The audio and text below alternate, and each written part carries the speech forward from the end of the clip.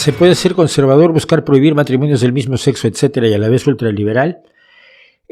Lo que pasa es que el liberalismo ya no significa lo que significaba. El liberalismo es toda una corriente que surge a partir de la Revolución Francesa.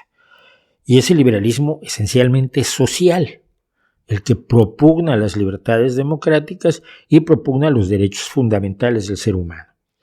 Mismos que la izquierda recoge, sin duda alguna. Pero luego viene lo que es el liberalismo económico.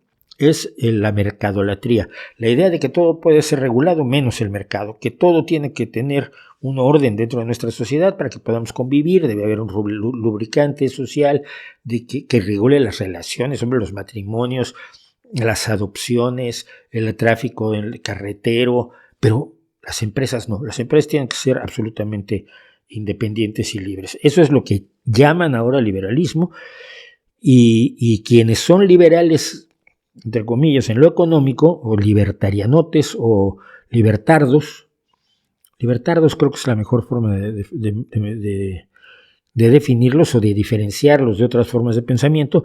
Los libertardos mercadólatras tienden a ser socialmente conservadores. Es decir, tienden a ser ultrarreligionistas, tienden a ser tradicionalistas, tienden a ser enemigos del progreso, de los avances, del cambio social.